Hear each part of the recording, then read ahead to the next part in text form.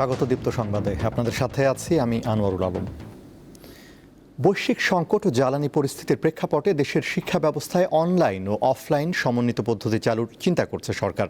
মঙ্গলবার সচিবালয়ে শিক্ষামন্ত্রী একথা বলেন। এ বিষয়ে মন্ত্রিসভার নীতি নির্ধারণের পর্যায়ে পর্যালোচনা চলছে এবং শিগগিরই মন্ত্রিসভা বৈঠকে প্রস্তাব উপস্থাপন করা হবে বলে জানান তিনি। আমরা স্কুল আওয়ারটাকে অর্থাৎ 6 ডেজে উইক করছি।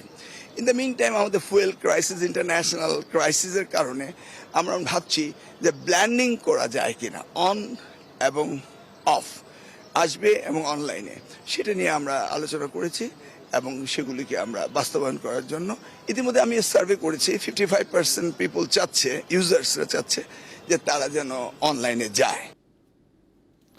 দেশে জ্বালানি তেল নিয়ে গ্রাহক ভোগান্তি অব্যাহত রয়েছে। রাজধানীর বিভিন্ন ফিলিং স্টেশনে সকাল থেকে মোটরসাইকেল ও প্রাইভেট কার সহ বিভিন্ন ধরনের যানবাহনের চালকরা ভিড় করেন। এতে করে সড়কের একাংশ জুড়ে তৈরি হচ্ছে যানজট, যার প্রভাব ছড়িয়ে পড়ছে আশপাশের এলাকাতেও। ঘন্টার পর ঘন্টা অপেক্ষা করেও চাহিদা অনুযায়ী তেল পাওয়া যাচ্ছে না বলে জানান গাড়ি চালকরা। এদিকে বিশ্ববাজারের সাথে সঙ্গতি রেখে প্রতি মাসের মতো জ্বালানি তেলের নতুন দাম নির্ধারিত হতে পারে আজ। তবে দেশের পরিস্থিতি বিবেচনা করে সরকার চূড়ান্ত সিদ্ধান্ত নেবে বলে জানা গেছে। আমি 5টার সময় আসছি, ফজর নামাজ পড়ে এসে লাইনে দাঁড়াইছি। এই তো এখন মনে করি 10টা পার পল্টন থেকে এসেছি। আসলে ব্যাপারটা হচ্ছে কি, ওই দিকের যে পাম্পগুলো ওইগুলো যদি খোলা থাকতো তাহলে কিন্তু আজকে আমাদের এখানে আসতে হয় না। গভর্নমেন্টের উচিত ওই পাম্পগুলোকে বন্ধ করে দেওয়া যেগুলো এখন তেল দিচ্ছে না। আগের তুলনায় আগে হয়তো অনেক কিছু বিশেষ মোটরসাইকেল 200-300 টাকা নিত, আর গাড়ির লোক এরকম দিত। এখন সবাই লেভেলে লোড করে দেওয়া যায়, ফুল লোড করে দেওয়ার জন্য। এই জন্য চাহিদার বাইরে গেছে জনগণের, মানে হাই হতাশ, পাবে কি পাবে না। এই জন্য সবাই চাচ্ছে যে আমরা তেলটা ফুল করে নেব। রাজধানীর মতো দেশের অন্যান্য স্থানেও জ্বালানি তেলের সংকট দেখা দিয়েছে। বরগুনা ও পটুয়াখালীতে চাহিদার তুলনায় ডিজেল না পাওয়ায় সাগরে মাছ শিকারে যেতে পারছেন না অনেক জেলে। দেশের অন্যতম বড় মৎস্য বন্দর মহিপুর ও আলিপুরের খাপড়াভাঙা নদীতে নোঙর করা রয়েছে শত শত ট্রলার। তেল না পেয়ে গাইবান্ধার পলাশবাড়িতে সকাল 9টা থেকে প্রায় আধা ঘন্টা মহাসড়ক অবরোধ করে বিক্ষোভ করেন মোটরসাইকেল চালকরা। ঠাকুরগাঁওয়ে জ্বালানি সংকটে অনেকে ব্যক্তিগত গাড়ি চলাচল বন্ধ রেখেছেন। এছাড়া চট্টগ্রামের সীতাকুণ্ডে অবৈধভাবে তেল মজুতের অভিযোগে ভাটিয়ারি ফিলিং স্টেশনকে 50,000 টাকা জরিমানা করেছে ভ্রাম্যমাণ আদালত। তৈলে অনেক সংকট, তৈল কর্ম সাগরে যাইতে পারি না। 120 টাকা লিটার কিনলিয়া এখন চালানের মতো আমার কায়দা দেখিনি। আমরা ঠিক মতো তেল পাচ্ছি না। মেশিন কিভাবে, মানে মেশিন দিয়ে পানি দিব, চায়না মৌসুম লাগাবো, তেল লাগবে কিন্তু এখন পাম্পও নাই, এখন কি করব? এটা তো একটা বিশাল একটা সমস্যার মধ্যে পড়ে যাচ্ছে আমাদের সাধারণ মানুষ। আমরা রাজধানীর মতিঝিলের শাপলা চত্বরে 2013 সালে হেফাজতে ইসলামের সমাবেশে হত্যাযজ্ঞ, নির্যাতন সহ মানবতা বিরোধী অপরাধের মামলায় সাবেক ডিআইজি আব্দুল জলিল মণ্ডলকে গ্রেফতার দেখিয়ে কারাগারে পাঠানোর নির্দেশ দিয়েছে ট্রাইব্যুনাল। পরবর্তী শুনানির জন্য আগামী 5 এপ্রিল দিন ধার্য করা হয়েছে। এর আগে আন্তর্জাতিক অপরাধ ট্রাইব্যুনালের পরোয়ানাভুক্ত এই আসামিকে গ্রেফতার করে ঢাকা মহানগর গোয়েন্দা পুলিশ। প্রসিকিউশন টিম জানায়, শাপলা চত্বরে হেফাজত ইসলামের মহাসমাবেশে হত্যাকাণ্ডে জড়িত থাকার অভিযোগ রয়েছে আব্দুল জলিল মণ্ডলের বিরুদ্ধে।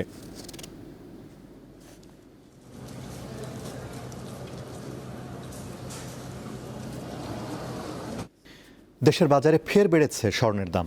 এবার ভরিতে 3,266 টাকা বাড়িয়ে 22 ক্যারেটের এক ভরি স্বর্ণের দাম 2,44,711 টাকা নির্ধারণ করেছে বাংলাদেশ জুয়েলার্স অ্যাসোসিয়েশন বাজুস। সকালে এক বিজ্ঞপ্তিতে এ তথ্য জানিয়েছে সংগঠনটি। এছাড়া 21 ক্যারেটের প্রতি ভরি 2,33,571 টাকা, 18 ক্যারেটের 2,02,12 টাকা এবং সনাতন পদ্ধতির স্বর্ণের দাম 1,63,062 টাকা নির্ধারণ করা হয়েছে। এ দাম আজ থেকে কার্যকর হয়েছে।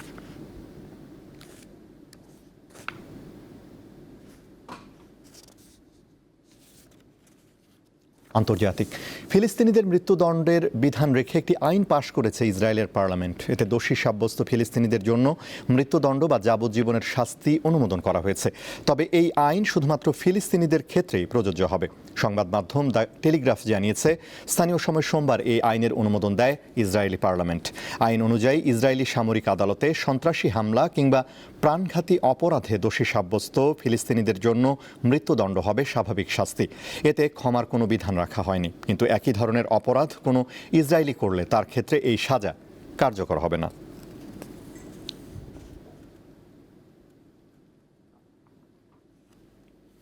হরমুজ প্রণালী পুরোপুরি উন্মুক্ত না হলেও ইরানের বিরুদ্ধে সামরিক অভিযান শেষ করতে চান যুক্তরাষ্ট্রের প্রেসিডেন্ট ডোনাল্ড ট্রাম্প।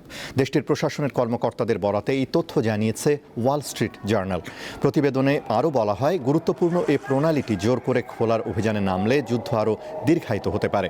এ পরিস্থিতিতে ট্রাম্প সিদ্ধান্ত নিয়েছেন ইরানের নৌবাহিনী ও ক্ষেপণাস্ত্রের মজুত ধ্বংস করা। এদিকে দক্ষিণ লেবাননে হিজবুল্লাহর বিরুদ্ধে লড়াইয়ে নিজেদের 4 জন সেনা নিহত হয়েছে বলে জানিয়েছে ইসরায়েলি সামরিক বাহিনী।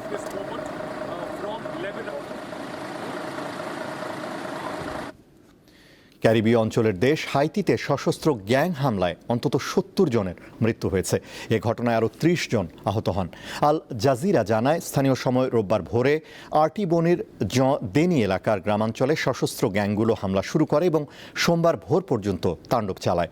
হামলার সময় গ্যাং সদস্যরা বাড়ি ঘরেও আগুন ধরিয়ে দেয়।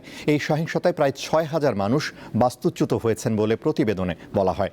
সামাজিক মাধ্যমে ছড়িয়ে পড়া একটি অডিও বার্তায় সশস্ত্র গোষ্ঠী গ্রান গ্রিফের নেতা লুকসন এলানকে এই হামলার দায় স্বীকার করতে শোনা গেছে।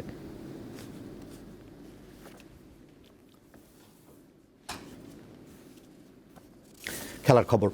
এশিয়ান কাপ বাছাই পর্বের শেষ ম্যাচে আজ সিঙ্গাপুরের মুখোমুখি হবে বাংলাদেশ। খেলা শুরু বাংলাদেশ সময় সন্ধ্যা 6টায়। বাছাই পর্ব পেরোনোর স্বপ্ন পূরণ না হলেও শেষটা রাঙাতে আত্মবিশ্বাসী দলের প্রধান কোচ।